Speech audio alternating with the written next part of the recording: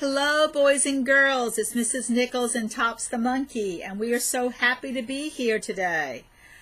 This is part 4 of Encyclopedia of Places. In part 1, we shared the photographs, we did a picture book walk, and we read the text to you.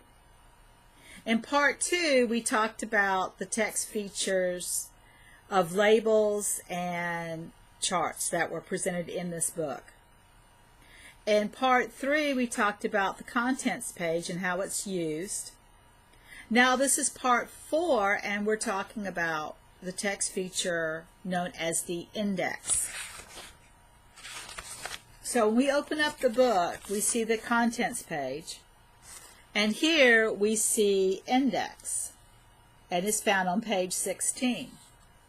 Now the contents page has a list of the different headings, the different sections that this book covers. That's the beauty of a contents page. So what is the beauty of an index?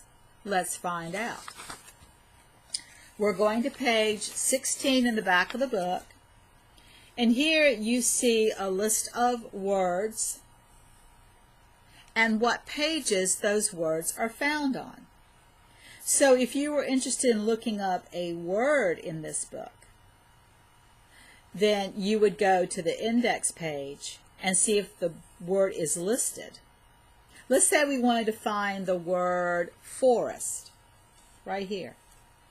Well, the index page is telling you that forest can be found on pages 8 and 9. That's why it's got both of the two pages here. So let's go to page 8 and see if we see forest. Let's go to page 9 and see if we see forest.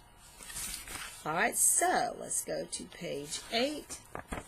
Do we see forest? Well, we see forest as in the heading. Forest is the heading.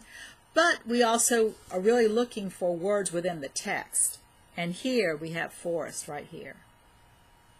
And then we turn it to the next page. And do we see that word again? We see it right up here. All right, let's go back and let's look up another word. Let's say that we wanted to find the word pond. And we see that it would be found on pages 12 and 13. So then we go to page 12. We see that pond, the word pond is used as a heading, but we also see ponds down here. And we also see it over here on the next page. So it is correct. It is found on 2 pages. This was a very interesting book to share with you because it showed you several text features such as the contents, the index, photographs, charts, and labels.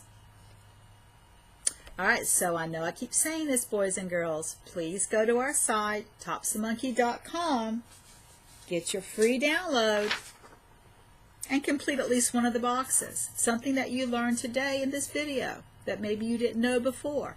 The benefit of reading, children, is to always learn something new.